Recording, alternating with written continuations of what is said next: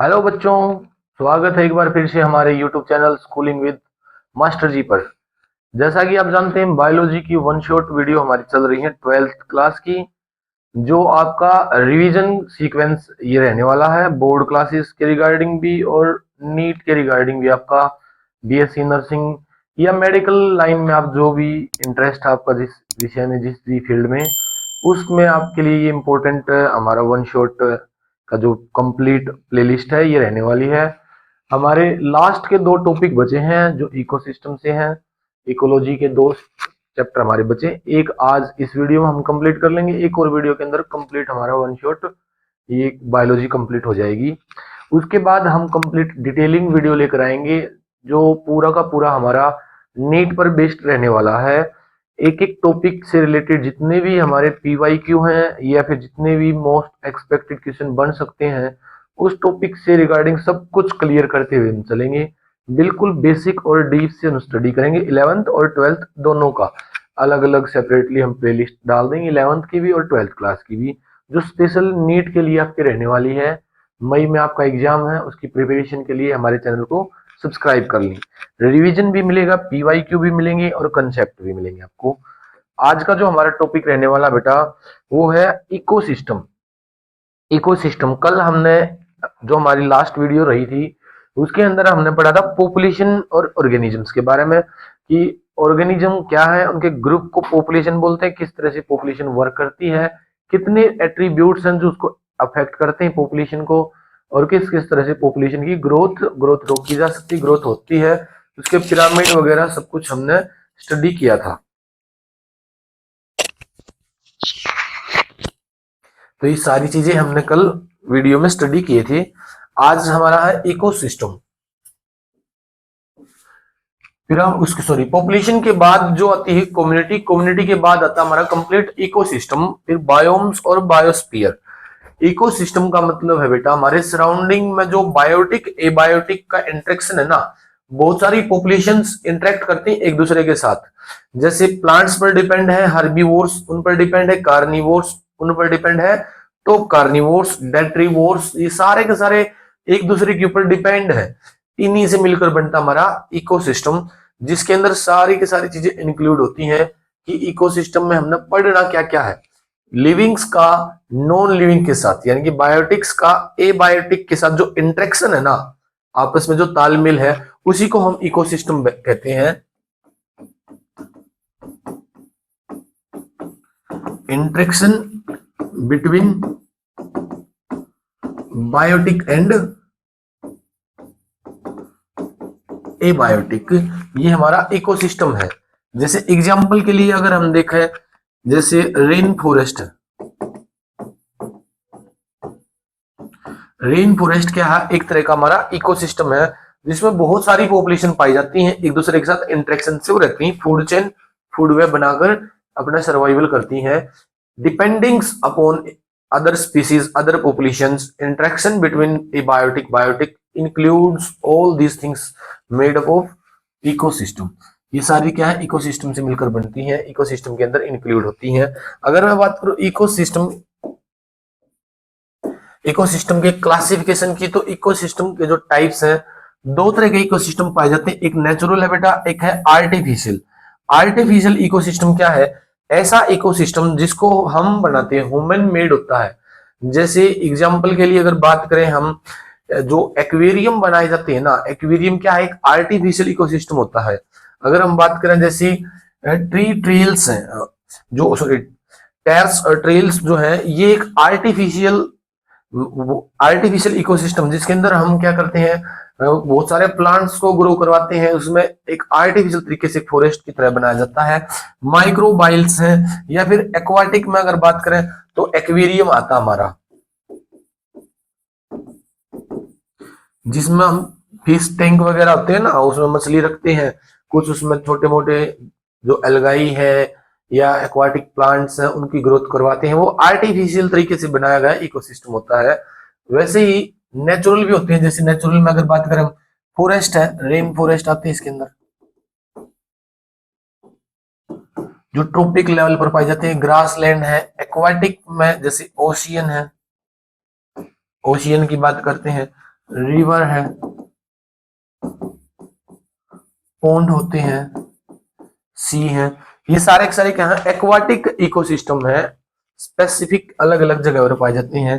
Desert है, ये क्या हमारे सारे नेचुरल इकोसिस्टम है, जैसे हिली एरिया में है, माउंटेन्स है, टुंड्रा रीजन होते हैं जो पोलर रीजन के आसपास पाई जाती हैं। डेजर्ट है, डेजर्ट भी दो तरह के होते हैं बेटा।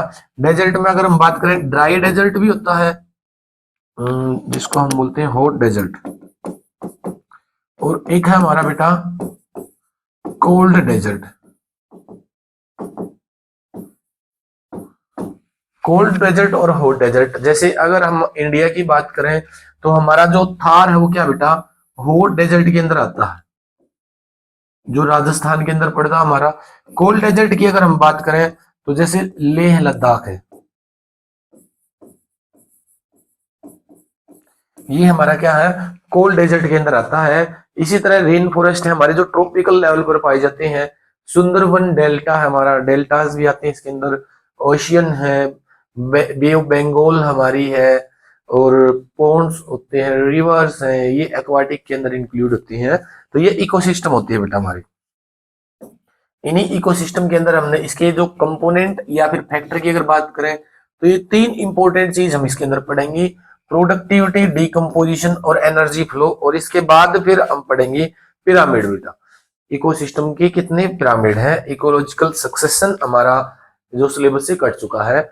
इसके अंदर क्या है बेटा, प्रोडक्टिविटी की अगर बात करें कि टोटल जो है ना प्रोडक्शन कहाँ होता है, कौन प्रोडक्शन करता है, कितना प्रोडक्शन होता है, कैसे फिर वो प्रोडक्शन आगे दूसरी जनरेशन में या दूसरे ट्रॉपिक लेवल पर जाता है।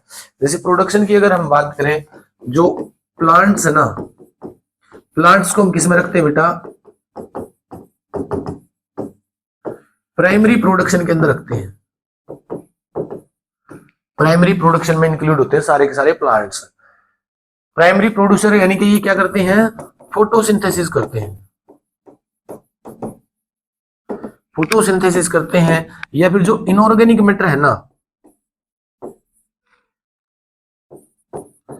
इनऑर्गेनिक जो मैटर है उससे ऑर्गेनिक सब्सटेंस बनाते हैं, ऑर्गेनिक मैटर बनाए जाते हैं। जैसे अमीनो एसिड बनाना है, कार्बोहाइड्रेट की फॉर्मेशन है, और इनको फिर ट्रांसफर कहां कर देते हैं, प्लांट्स हर्बीवोर्स के अंदर, हर्बीवोर्स। तो ये क्या कहां पर अप्लाई करते हैं, ट्रॉपिक लेवल फर्स्ट के ऊपर। ऑल ओवर वर्ल्ड जो प्रोडक्शन है वो प्राइमरी प्रोड्यूसर ही करते हैं, यानी कि जो प्लांट्स हैं वो ही क्या करते हैं, प्रोडक्शन करते हैं ऑल ओवर वर्ल्ड में। तो प्रोडक्शन होता कैसे है, अगर इसको और भी ज्यादा डिटेल में देखें हम,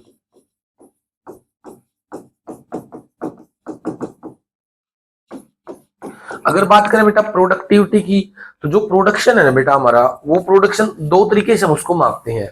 प्रोडक्शन के अगर टाइप्स की बात करें, प्राइमरी और सेकेंडरी, दो तरह का हमारा प्रोडक्शन होता है। प्राइमरी प्रोडक्शन में क्या है, वो प्रोडक्शन जो सबसे पहले या फिर प्राइमरी स्टेजेस पर किया जाता है। प्राइमरी स्टेजेस पर प्रोडक्शन कौन करता है, प्राइमरी प्रोडक्शन प्लांट्स करते हैं, प्लांट्स प्राइमरी प्रोडक्शन करते हैं। अब इनको खाकर, यानी कि हर्बीवोर्स की अगर बात करें, हर्बीवोर्स की अगर हम बात करें तो वो इनको खाते हैं और फिर वो प्रोडक्शन करते हैं। तो जैसे एग्जांपल के लिए बेटा, ग्रीन लीफ है, या फिर ग्रास है, या फ्रूट्स है, ये सारे के सारे कहां पर लाई करेंगे, प्राइमरी प्रोडक्शन के अंदर। ये प्राइमरी प्रोडक्शन है, यानी कि डायरेक्ट सनलाइट से या फिर नॉन इनऑर्गेनिक मैटर से ऑर्गेनिक डेवलप किया है। सेकेंडरी प्रोडक्शन दूसरा कौन सा है, सेकेंडरी प्रोडक्शन में जो हर्बीवोर्स इनको खाते हैं और फिर वो प्रोडक्शन करते हैं। जैसे एग्जांपल के लिए क्या है, मिल्क है या फिर मीट की प्रोडक्शन है, ये सारी चीजें इसमें आ जाएंगी। फीसल मैटर है, और भी जो वेस्ट है जिनको फिर दूसरे ऑर्गेनिज्म खाते हैं, डिग्रेड करते हैं, मिथेनोजन यूज करते हैं, तो ये सारा का सारा सेकेंडरी प्रोडक्शन के अंदर आ जाएगा। ये प्राइमरी प्रोडक्शन जो इनिशियल स्टेज पर किया जाता है, जो प्लांट्स प्रोड्यूस करते हैं, प्लांट प्रोड्यूस करते हैं, ग्रासेस हैं या प्लांट प्रोडक्ट जो है वो सारे के सारे किसमें आ जाएंगे, प्राइमरी प्रोडक्शन के अंदर। सेकेंडरी प्रोडक्शन जो इनके ऊपर डिपेंड है, प्राइमरी के ऊपर, प्राइमरी प्रोडक्शन करने वाले ऑर्गेनिज्म से न्यूट्रिशन लेते हैं और फिर जो प्रोडक्शन होता है ना, वो हर्बीवोर से, जैसे मिल्क, मीट या और बाकी जितनी भी चीजें हैं उनको हम सेकेंडरी प्रोडक्शन में लेकर आते हैं। अगर बात करें प्राइमरी प्रोडक्शन की, तो प्राइमरी प्रोडक्शन क्या है? फोटोसिंथेसिस से होता है। फोटोसिंथेसिस से क्या होता है बेटा? प्राइमरी प्रोडक्शन किया जाता है। फोटोसिंथेटिक जो ऑर्गेनिजम्स है वो प्राइमरी प्रोडक्शन करते हैं, जो फोटोसिंथेसिस में लाई करता है। अब फोटोसिंथेसिस से लाई जो होता है बेटा प्राइमरी प्रोडक्शन,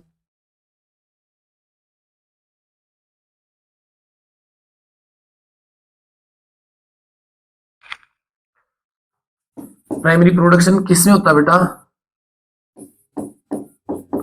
प्लांट से होता है। और प्लांट्स को हम कौन से लेवल पर रखते हैं? ट्रॉपिकल लेवल फर्स्ट पर रखते हैं। अब इनसे जो न्यूट्रिशन लेगा उसको रखेंगे बेटा ट्रॉपिकल लेवल 2 पर।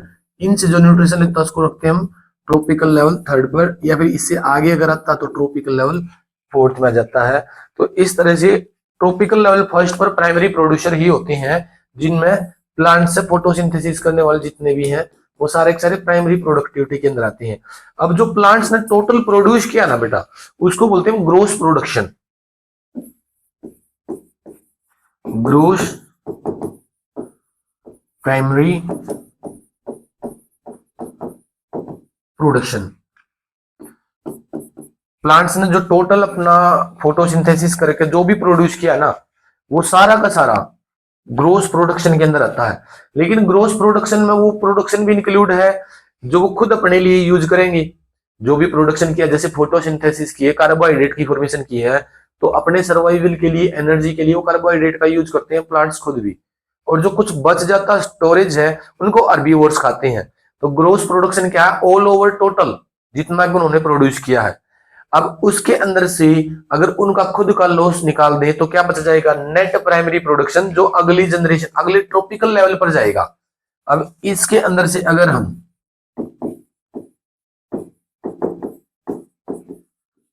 रेस्पिरेटरी लॉस निकाल दें, इसको अलग पेज पर ले लेते हैं बेटा। ग्रोस प्राइमरी प्रोडक्शन जो है इसके अंदर से अगर हम रेस्पिरेटरी लॉस को निकाल देते हैं तो हमारा क्या बच जाएगा बेटा? नेट प्राइमरी प्रोडक्शन बच जाएगा। जो टोटल नेट प्राइमरी प्रोडक्शन होता है ना ये नेक्स्ट ट्रॉपिकल लेवल के लिए होता है।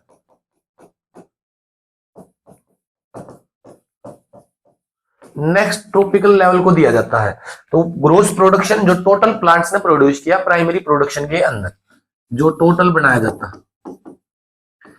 रेस्पिरेटरी लॉस जो अपने लिए यूज कर लिया, और जो अगले ट्रॉपिकल लेवल के लिए जाएगा वो क्या है? एनपीपी है, नेट प्राइमरी प्रोडक्शन। इस पर कुछ न्यूमेरिकल दे सकता है, जैसे मान लो अगर उसने 100,000 ले लेते हैं, 1000 किलोग्राम बायोमास प्रोड्यूस किया है, ग्रोस प्रोडक्शन है, अपने लिए यूज कर लिया उसने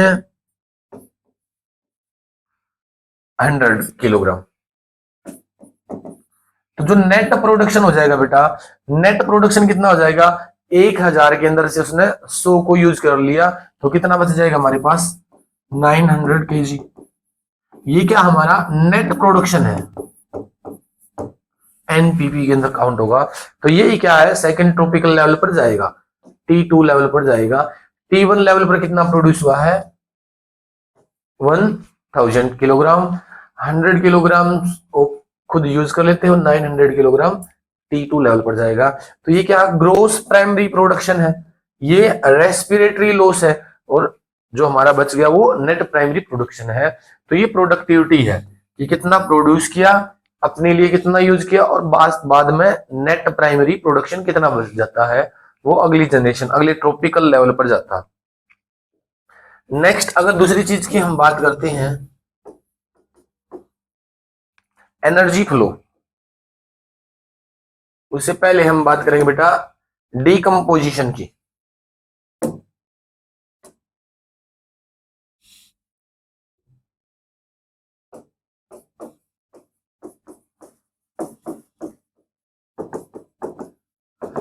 डीकंपोजिशन क्या होती है? डीकंपोजर्स जो है वो डेड डिके मैटर्स को डिग्रेड करने में हेल्प करते हैं। डीकंपोजिशन उसी को बोलते हैं हम। जितना भी मैटर मर जाता है ना, डिग्रेड हो जाता है, तो उसको अगली जनरेशन के लिए, दोबारा प्लांट्स के लिए इनऑर्गेनिक जो मैटर उसको इनऑर्गेनिक में कन्वर्ट करने का काम कौन करते हैं?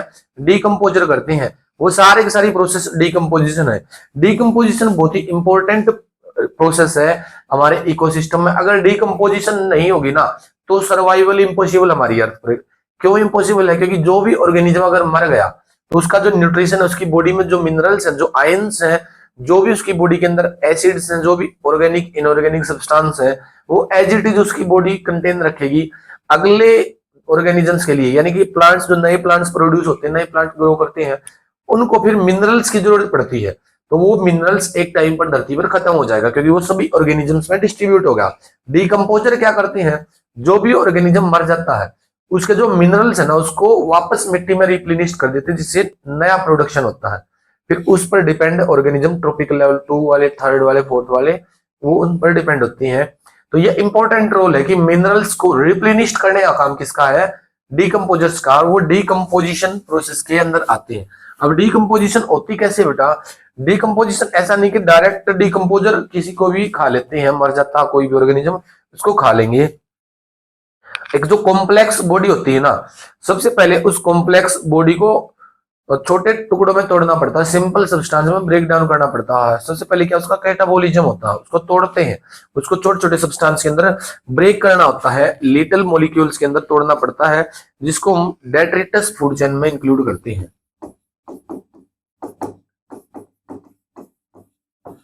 डेट्रिटिवोर्स, डेट्रिटिवोर्स में अगर एग्जांपल हम ले, इसका एग्जांपल है अर्थवॉर्म।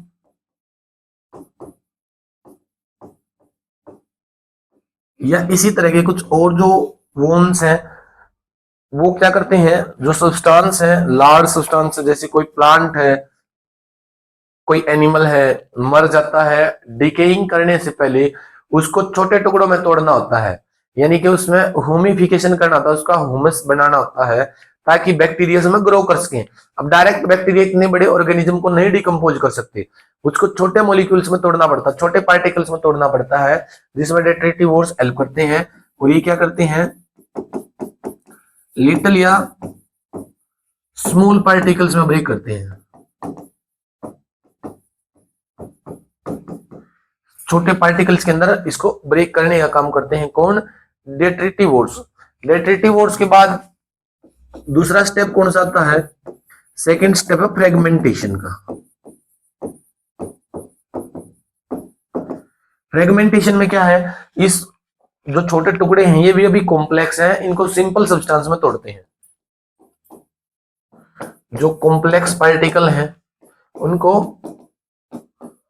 सिंपल के अंदर तोड़ना होता है, ये सेकंड स्टेप है। तो जो डिकम्पोजिशन चलती है वो हमारी 4-5 स्टेप में हम पढ़ेंगे। डेट्रिटिवोर्स क्या है? जैसे अर्थवॉर्म है एग्जांपल के लिए, उससे छोटे वॉर्म्स जो है इंसेक्ट, वो क्या करते हैं? छोटे पार्टिकल्स में तोड़ते हैं उसको। फ्रेगमेंटेशन में क्या है? जो कॉम्प्लेक्स सब्सटेंस उनको सिंपल में तोड़ा जाता है। इसके बाद क्या होती है? होमिफिकेशन। होमिफिकेशन से पहले एक स्टेप और हमारा रह जाता है लीचिंग का। लीचिंग, लीचिंग में क्या है? इसमें मिनरल्स जो है ना वाटर में ऐड होते हैं। जो ये सब्सटेंस है, जो सिंपल सब्सटेंस है, इनको वाटर में ऐड करके सोइल के अंदर एब्जॉर्ब कर लिया जाता है। बिल्कुल लिटिल पार्टिकल्स हैं, छोटे छोटे पार्टिकल्स हैं, जिनको मिट्टी के अंदर ऐड कर लिया जाता है। तो उसमें मिट्टी के अंदर, वाटर के अंदर ऐड होकर, डिजोल्व होकर जो सोइल है उसके अंदर एब्जॉर्ब हो जाते हैं। वो उस प्रोसेस को बोलते हैं हम लीचिंग। ये हमारा तीसरा स्टेप है। लीचिंग के बाद अगर हम बात करें, फोर्थ जो हमारा स्टेप है, इसके बाद जैसे ही ये मिट्टी के अंदर मिल जाता ना, तो मिट्टी में रॉक साल्ट के साथ मिक्स होने के बाद ये ह्यूमस बना देता है, जिसको बोलते हैं ह्यूमिफिकेशन।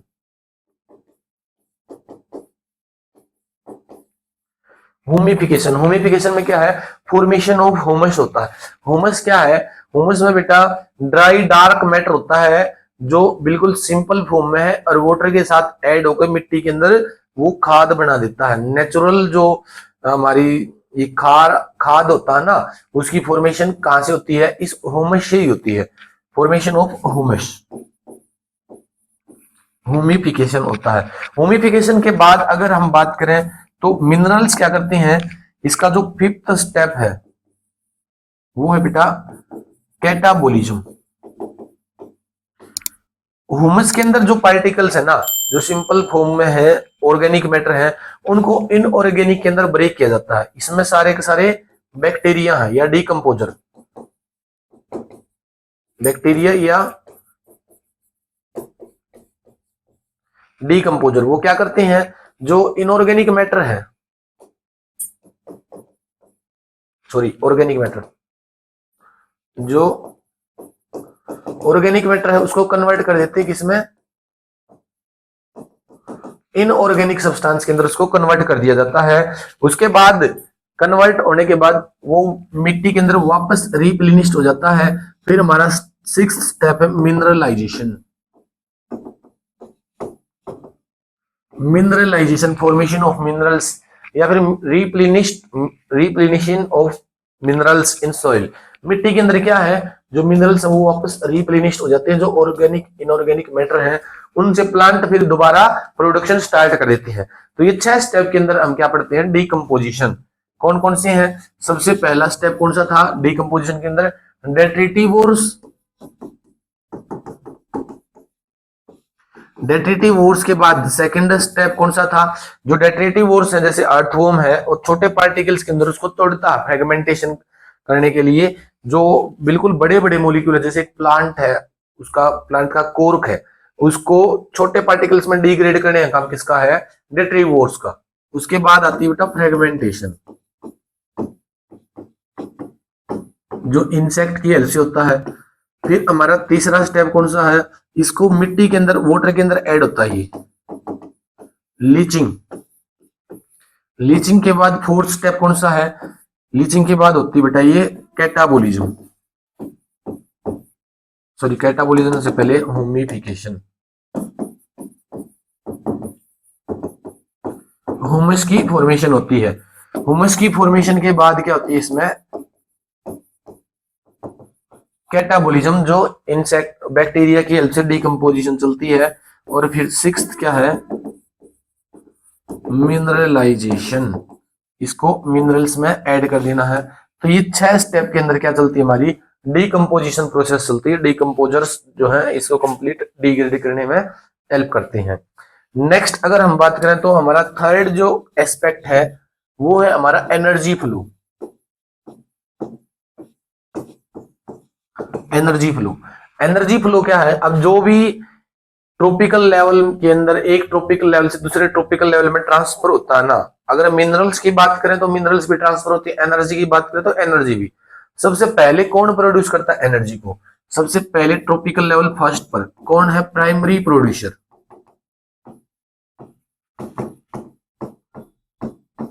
प्राइमरी प्रोड्यूसर के अंदर क्या है, प्लांट्स, जो फोटोसिंथेसिस से प्रोड्यूस करते हैं।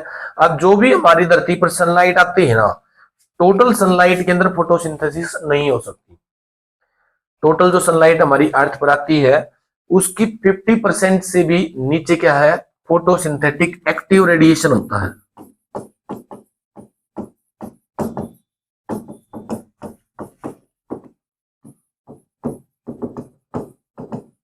जिसको बोलते हैं हम PAR, photosynthetic active region. Photosynthetic active region total जो हमारी 8% लाइट आती है उससे भी 50% से भी कम जो रीजन जो सनलाइट है वो फोटोसिंथेटिक एक्टिव रीजन होता है। एक बार समझ लेते हैं फोटोसिंथेटिक एक्टिव रीजन है क्या। जैसे मान लो एग्जांपल के लिए ये सनलाइट है, व्हाइट सनलाइट है,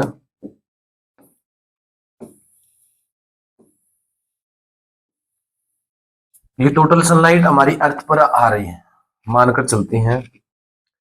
इसके अंदर से कुछ रीजन ऐसा है जो हमारे लिए एक्टिव है। अब इसके अंदर फोटोसिंथेसिस हो सकती है।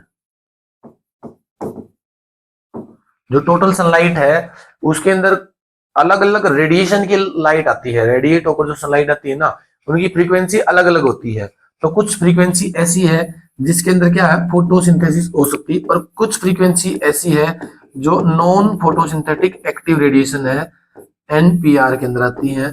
इसके अंदर फोटोसिंथेसिस नहीं कर सकते प्लांट, क्योंकि जो पिगमेंट है ना, क्लोरोफिल जो है वो एक स्पेसिफिक रेंज पर ही फोटोसिंथेसिस कर सकता है। ना उससे ज्यादा ना उससे कम। तो जो टोटल सनलाइट हमारी धरती पर आती है उसका 50% से भी कम वो रीजन है, वो फ्रीक्वेंसी है जिसमें फोटोसिंथेसिस हो सकती है। इसको क्या बोलते हैं?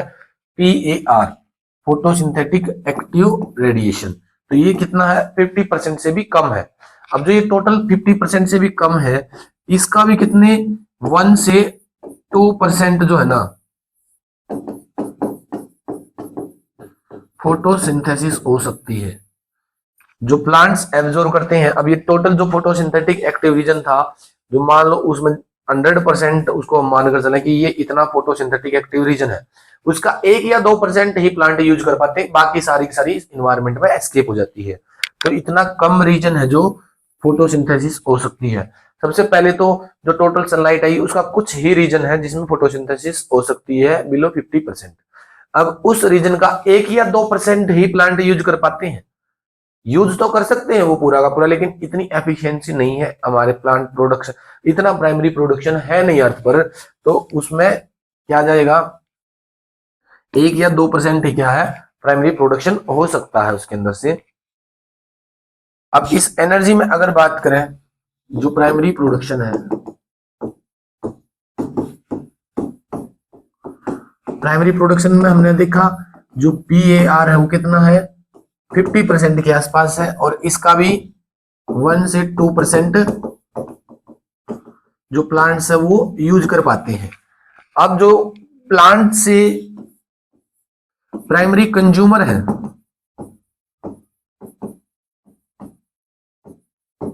प्राइमरी कंज्यूमर है, तो इन्हें जितना भी प्रोडक्शन किया ना उसका 10% एनर्जी ही अगली जनरेशन, अगले ट्रॉपिकल लेवल पर जाएगी। जैसे ये ट्रॉपिकल लेवल फर्स्ट है, ये ट्रॉपिकल लेवल सेकंड है। तो प्राइमरी प्रोडक्शन जिसने किया, प्राइमरी जो प्रोड्यूसर है, उनको खाने वाले कौन है? Primary consumer. तो इनके पास टोटल का 10% ही जाएगा। एग्जाम्पल के लिए मान लो अगर 100 जूल प्रोड्यूस किया है, तो अगली जनरेशन, अगले ट्रॉपिकल लेवल पर 10 जूल ही जाएगा, 10% ही जाता है। अब इनको खाने वाले कौन है? Secondary, secondary consumer. तो सेकेंडरी कंज्यूमर को इनका 10% मिलेगा, प्लांट का 10% नहीं। प्राइमरी कंज्यूमर को खाया है उन्होंने, तो प्राइमरी कंज्यूमर का 10% जाएगा।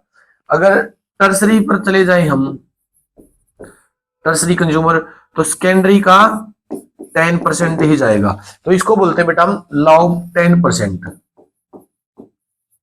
इसको दिया था लिंडमैन ने, लिंडमैन्स लॉ ऑफ 10% या फिर लॉ ऑफ एनर्जी, जिसमें क्या है हर ट्रॉपिकल लेवल में सिर्फ 10% ही एनर्जी जाती है, बाकी की जो 90% है वो इन्वायरमेंट में लॉस हो जाती है, या फिर जो एफिशिएंसी में लॉस हो जाती है। जैसे ग्रास को खाते हैं, जो ग्रेजिंग करते हैं, तो ग्रेजिंग करने में भी एनर्जी लगी है, उसको डाइजेस्ट करने में भी एनर्जी लगी है, कुछ वेस्ट ऐसा का ऐसा निकल जाता है जिसको हम डाइजेस्ट कर ही नहीं पाते हैं। तो ये सारा का सारा जो वेस्ट है ये 90% है, 10% ही हम यूटिलाइज कर पाते हैं, 10% ही हम गेन कर पाते हैं। इसलिए जो फूड चेन है ना, अगर देखें प्लांट है, ग्रास लगा लिया हमने, उसको खा लिया डियर ने, हीर ने खा लिया। अब इस डियर को खा लिया मान लो फोक्स ने, फोक्स को खा लिया लायन ने, लायन को खाने वाला कोई नहीं है। अब ये नहीं कि वो इतना ज्यादा ताकतवर है, नेचर ने अपने हिसाब से इनको फॉर्म किया है कि यहाँ पर जो एनर्जी थी ना, मानकर चलो 1000 किलो जूल है ये, ठीक है। तो डियर के पास कितनी जाएगी? ये 1000, 10% ही जाएगी। फोक्स के पास कितनी जाएगी? 100। लायन के पास कितनी जाएगी? 10 जूल। अगर इसको भी कोई खाने वाला होगा तो 1 जूल और उसको भी खाने वाला, एनर्जी ही नहीं बचेगी।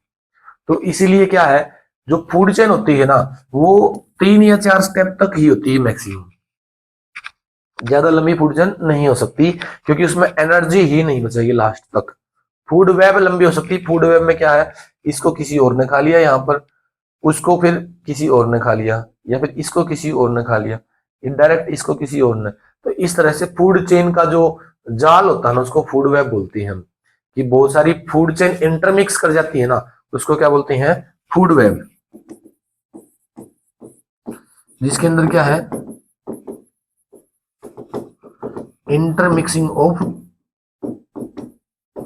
फूड फूड चेन का इंटरमिक्सिंग होता है। तो ये हमारा क्या है, एनर्जी का लाभ था, एनर्जी का ट्रांसफॉर्मेशन है, एक उससे दूसरे के अंदर जो एनर्जी जाती है। अब इसके अंदर जो प्रेजेंट टाइम है, जो टोटल बायोमास है ना, total biomass at a particular place at a particular time, तो उसको बोलते हैं बेटा स्टैंडिंग क्रॉप। क्या बोलते हैं? Standing crop. कि एक पार्टिकुलर टाइम पर एक पार्टिकुलर रीजन के अंदर कितना बायोमास है, उसको स्टैंडिंग क्रॉप बोलते हैं। जैसे एट ए प्रेजेंट टाइम, इसी समय हमारे आसपास के 1 किलोमीटर के एरिया में अगर हम देखें कितने प्राइमरी प्रोड्यूसर का बायोमास है, उसको क्या बोलेंगे? Standing crop. कि कितना at present in a particular time, अगर पूरी धरती का हमने स्टैंडिंग क्रॉप निकालना है तो एट प्रेजेंट कितना बायोमास है उसको बोलेंगे हम स्टैंडिंग क्रॉप। तो ये स्टैंडिंग क्रॉप होती है कि total biomass at a particular region, in a particular region, sorry, in a particular region, in a particular place, in a particular region, at a particular time, कि इस समय पर इस जगह में इतना बायोमास है, वो स्टैंडिंग क्रॉप है। तो प्रेजेंट बायोमास को हम स्टैंडिंग क्रॉप से काउंट करते हैं। नेक्स्ट देखिए, अगर एनर्जी का फ्लो है, जैसे यहाँ पर क्या है, 10 जूल एनर्जी जो है ना अवेलेबल है एज फूड। प्राइमरी प्रोड्यूसर में हमने बोला है 10 जूल एग्जांपल लिया हमने। जो सनलाइट से एनर्जी आई है, सनलाइट के पास कितनी है? 990 जूल एनर्जी है जो लॉस्ट होगी इन्वायरमेंट के अंदर, और 1000 जूल जो एनर्जी है सनलाइट की जो यूजेबल थी इनके लिए, इनके पास प्रेजेंट है 10 जूल एनर्जी।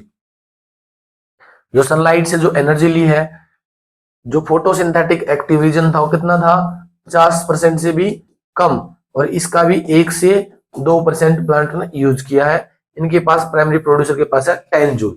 अब इस ग्रास को खा लिया बेटा इरन ने, इरन के पास जो अवेलेबल एनर्जी है वो कितनी पहुंची?